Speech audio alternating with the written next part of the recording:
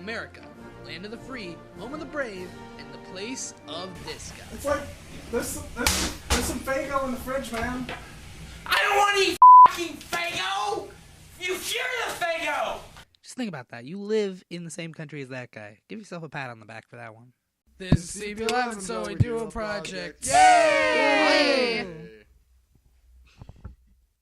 And what's more American than superheroes? I mean, just look at this. I mean, come on, Marvel. Like, there's a little term in the industry we have here, and it's called subtlety.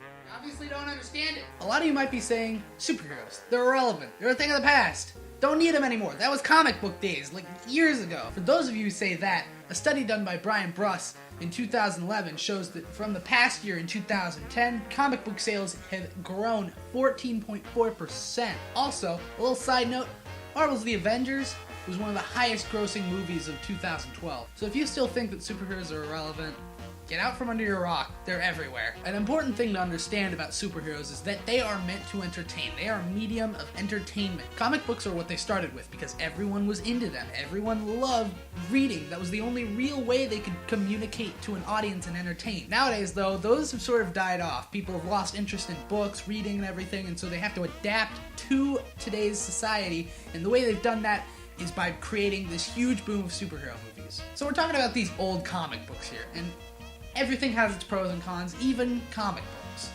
Cons? What cons? There's nothing bad about this. Oh, hello, past me. Well, hello, fat me.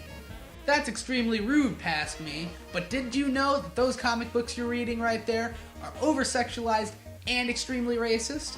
Oh.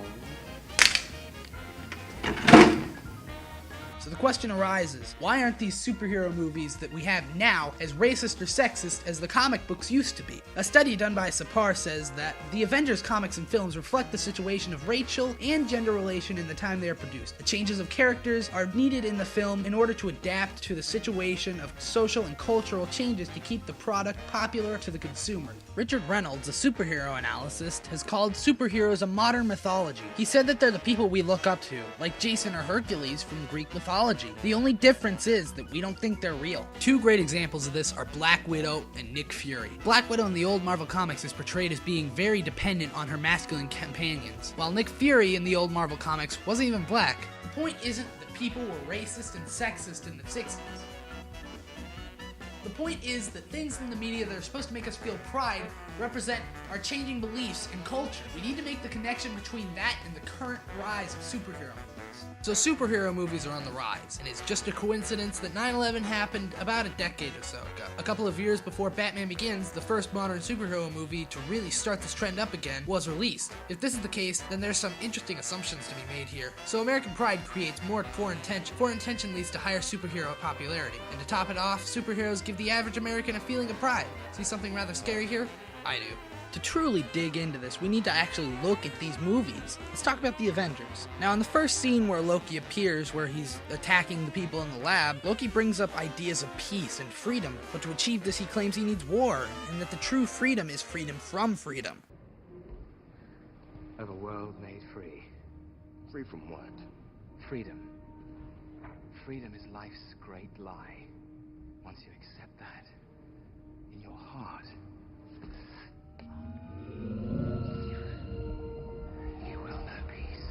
Loki speaks very politely, and it helps his backwards points seem very logical. He establishes that he thinks he's better by comparing humans to ants and himself to a human, allowing us to see what Loki's true reasoning is. I am Loki of Asgard, and I am burdened with glorious purpose. We have no quarrel with your people. An ant has no quarrel with a boot. Are you planning to step on us? I come with glad tidings. But this leads us to wonder, how can we put Loki in real terms? Let's look at another example to find out. Kneel before me. I said.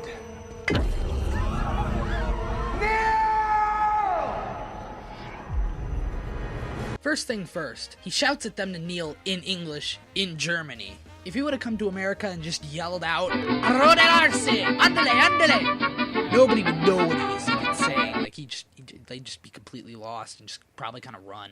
But the point is, The specific language chosen doesn't matter too much. What matters is that people are being forced by someone to kneel in a language they may not understand. Loki is a bad guy because he forces alien culture on people, based on the reasoning that he's better than them, and therefore his culture deserves to be pushed on them. Everything past that is just Loki's assumption that everyone unlike him is lesser than him. He tells them that kneeling is natural, under that same assumption. What's important is that, of all people, Captain America jumps in to save the day. I mean, could this be any more subtle? So if Captain America represents America, then what does Loki represent? Well, America even says it himself, that last time I was in Germany, I saw someone standing above everybody. We didn't get along too well. Keep in mind that Captain America is from the age of World War II. There's no hiding this. Loki is very Hitler-esque. He says killing is moral because he's naturally better than them. Like Hitler, he pushes his culture on people. And like Hitler, he intended to bring war on the worldwide side. So is Loki Hitler? Well, kinda. My theory is that Loki represents everything we as Americans fight against. So we're at the last part of our close reading with this movie here, and we're at the point where Captain America tells us that the government is building high-tech missiles. Director Fury, who can represent the government, is defending these things because the world's filling up with people who can't be matched. While this seems to be a reference to the Cold War, that's not what's important here. Arguments between the Avengers arise from all this, and we can get a little sneak peek into various parts of America. These arguments between them all are modern arguments America faces. What are they really discussing? Nuclear weapons? Terrorism? Government intervention, and military. These are the big issues of our world, and that's what this movie is trying to portray. A quote by Michael Trice says, "Tony Stark, a brilliant, industrious playboy resistant to government interference, but willing to give back in his own way as he sees fit. Captain America, a retired soldier burdened and enlightened by a nostalgic sense of patriotism, enduring commitment to the values of his past age, while also haunted by the price of protecting those values." America is as divided as it's ever been, but this movie shows that it's possible to try and bring them together. But we'll talk about that a little later. Whew, glad that's over.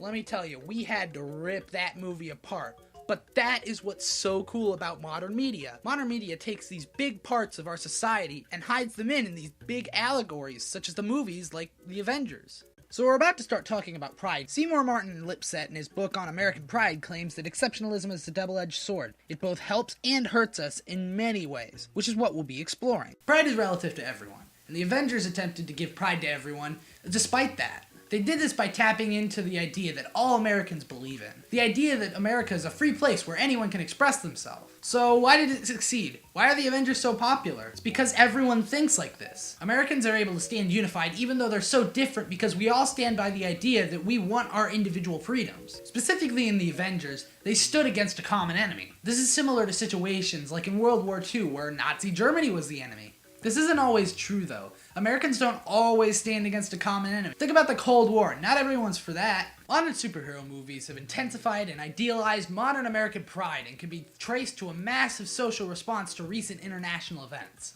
This is obviously a bold statement, so some of you are going to want proof. Think about this. Is it just a coincidence that right as soon as the Cold War started really getting heated, comic books started to boom?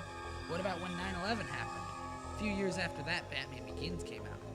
That was one of the first superhero movies to really start this trend. What does it say about America? What does it say about our reputation? An article done by Wajahat Ali says, "This is Nolan's unsubtle nod to America's anger towards reckless greed and unchecked maleficence of the financial industry that helped usher our current economic calamity. Not only are other countries getting mad at us, we're getting mad at ourselves.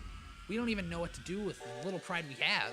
What do we even really have to be prideful about anymore?" Alright, this whole time we've been bashing on America, and it's time to dig a little deeper.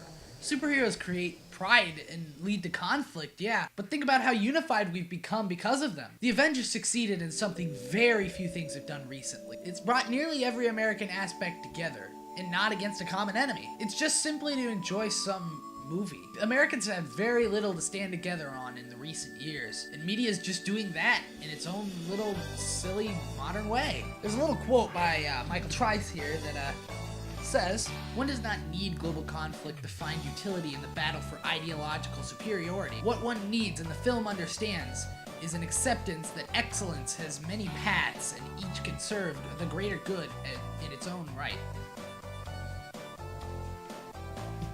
This quote shows us that we don't need to go warmongering to stay united. We just need to understand each other, and that's exactly what modern media is doing for us. So is this the end all?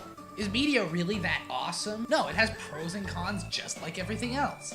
We just need to keep our minds open so we can honestly notice both. And that's all this is really about, just staying intelligent. One last little quote by Michael Trice is that America has a special commitment to allowing each cultural element to believe that their own way is the best. That belief in superiority is not only acceptable but preferable. This is JT Barton signing out.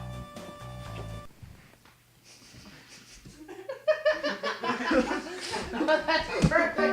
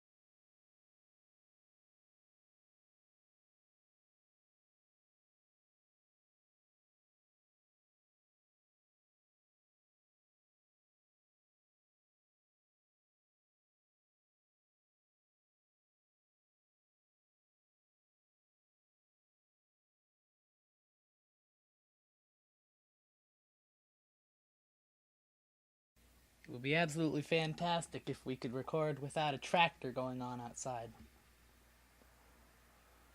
Who the heck even has a tractor in 2015?